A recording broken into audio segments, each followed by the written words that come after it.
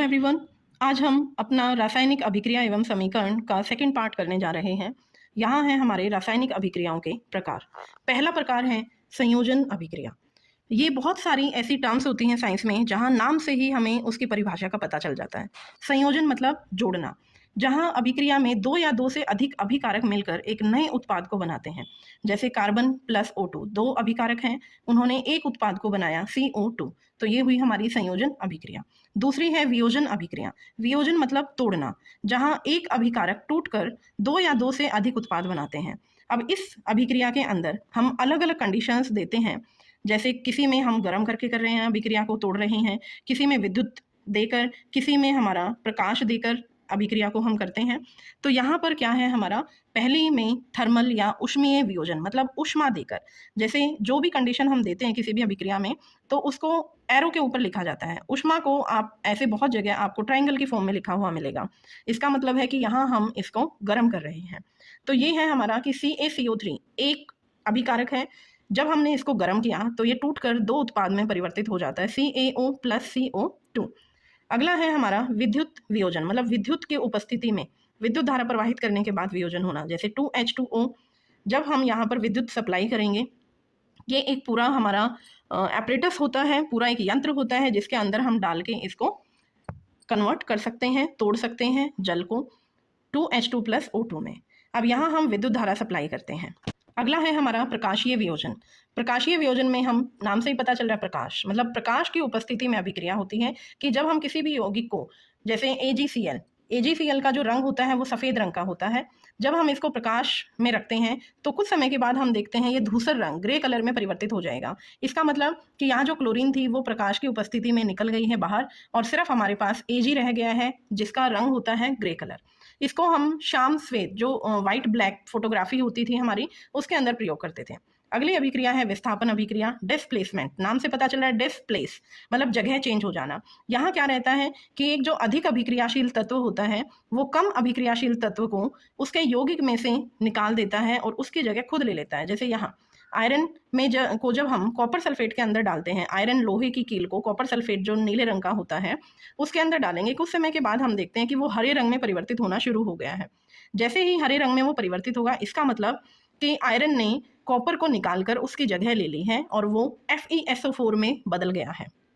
अब यहाँ भी देखिए जो CuSO4 है ये AQ लिखा हुआ है। AQ का मतलब एक्वस, जलीय अवस्था, मतलब CuSO4 होता है वो सॉलिड होता है, ठोस होता है। जब हम उसके अंदर जल मिला देते हैं, घोल देते हैं उसको जल में, तो वो CuSO4 AQ की फॉर्म में हम उसको लिखेंगे। AQ मतलब उसके अंदर जल मिला हुआ है। तो यहाँ से हमारी ये अभिक्रिया है विस्थापन अभिक्रिया। नेक्स्ट है हमारी अभिक्रिया द्विविस्थापन, डबल डिस्प्लेसमेंट। नेम से पता चल रहा है डबल मतलब दोनों तरफ। यहाँ पर हमारे पास दो यौगिक होते हैं, दो यौगिकों के बीच आयनों का आदान प्रदान होता है। जैसे Na2SO4 में Na plus SO4 2 minus ion है, BaCl2 में Ba plus and Cl minus ion है। तो ये दोनों ही अपने अपने आयनों का आदान प्रदान कर लेते हैं और नए यौगिक बनते हैं BaSO4 प्लस NaCl। अब यहाँ पर क्या होता है कि जो एक यौगिक होता है वो अवक्षेपित फॉर्म में होता है, मतलब उसके प्रेसिपिटेट्स बन जाते हैं और वो नीचे बैठ जाते हैं। जैसे हम पानी के अंदर मिट्टी मिलाते हैं तो मिट्टी नीचे बैठ जाती है, इसी तरह से यहाँ पर होता है कि एक यौगिक हमारा जल में घुला हुआ होता है और दूसरा यौगिक अवक्षेपित हो जाता है, नीचे बैठ जाता है। तो इस अभिक्रिया को अवक्षेपित अभिक्रिया भी कहते हैं। अगली अभिक्रिया है उपचयन और अपचयन। यहाँ पर क्या होता है, उपचयन और अपचयन दोनों ही एक दूसरे की अपोजिट है।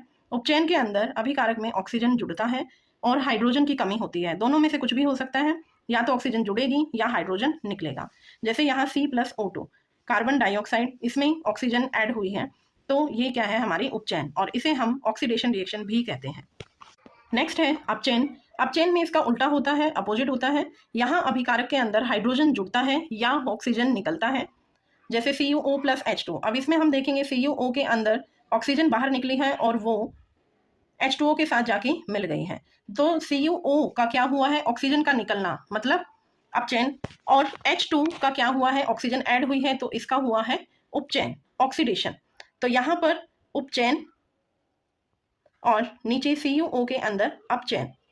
एंड इसमें क्या रहता है कि CuO ऑक्सीजन निकाल रहा है और दूसरे को ऑक्सीजन दे रहा है, तो इसमें हम इसे उपचायक कहा जाता है। मतलब ये ऑक्सीडाइजिंग एजेंट है कि दूसरे को ऑक्सीडाइज करने में हेल्प कर रहा है। एंड जो H2 है जो खुद क्या हो रहा है, ऑक्सीडाइज उपचयन हो रहा है और दूसरे को रिड्यूस कर रहा है, अपचयन कर रहा है, तो इसे हम कहते हैं रिड्यूसिंग एजेंट। अब जिस अभिक्रिया में दोनों तरह की प्रोसेस होती हैं, उपचयन भी और अपचयन भी, तो उस अभिक्रिया को हम कहते हैं रेडॉक्स अभिक्रिया। क्योंकि जहां भी अभिक्रिया में एक देने वाला होगा तो उसे लेने वाला भी होगा। अगर कोई ऑक्सीजन दे रहा है तो उस ऑक्सीजन को लेने वाला भी होगा, जिसे हम कहते हैं रेडॉक्स। अब हम उपचयन और अपचयन अभिक्रिया करने के बाद हम देखते हैं कि हमारी डेली लाइफ में भी कुछ ऐसे उदाहरण होते हैं जिसमें उपचयन होता है। जैसे पहला है संक्षारण। संक्षारण मतलब हमारी कोई भी धातु की जो वस्तु होती है वो संक्षारित हो जाती है, वो कमजोर हो जाती है, खराब हो जाती है। क्यों? क्योंकि वो ऑक्सीजन और जो हमारे वातावरण में आर्द्रता होती है, पानी के कण होते हैं, कुछ अम्लीय चीजें होती हैं, उनके साथ संपर्क में आने के बाद धातु की ऊपरी परत कमजोर हो जाती है, जिसे संक्षारण कहा जाता है। अब संक्षारण के अंदर यहाँ क्या होता है कि हमारी जैसे लोहे की वस्तुएं हैं, लोहे की वस्तुओं पर जंग लग जाता है, चांदी की परत होती है, काली परत होती है, तांबे के ऊपर हरी परत जम जाती है, ये संक्षारण के उदाहरण हैं।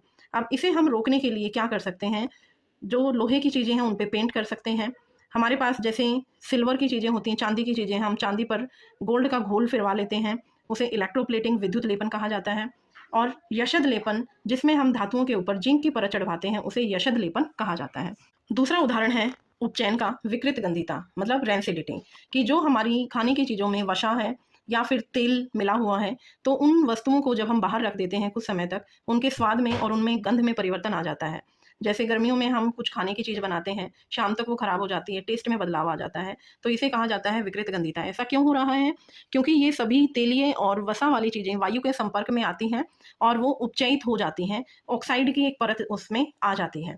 तो इसे रोकने के लिए हम क्या कर सकते हैं? पहला, कुछ एंटीऑक्सीडेंट, ऑक्सीकारक होते हैं, वो ऐड कर सकते हैं खाने की चीज़ों में। वायु रोधी बर्तन में डाल देते हैं, एयर टाइट कंटेनर्स में खाने की चीज़ों को डाल देते हैं। जैसे बिस्किट नमकीन होती हैं, एयर टाइट कंटेनर में डाल देते हैं, वो ऐसे ही रहती हैं।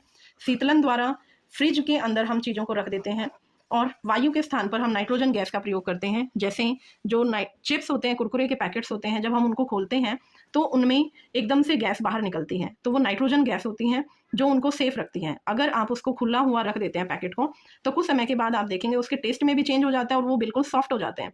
मतलब वो नाइट्रोजन क्या कर रही थी, ऑक्सीजन के साथ उनको संपर्क में नहीं आने दे रही थी, और जब हम उसको खोल देते हैं नाइट्रोजन गैस बाहर निकल जाती है और वो वायु के संपर्क में आने से खराब होना शुरू हो जाते हैं।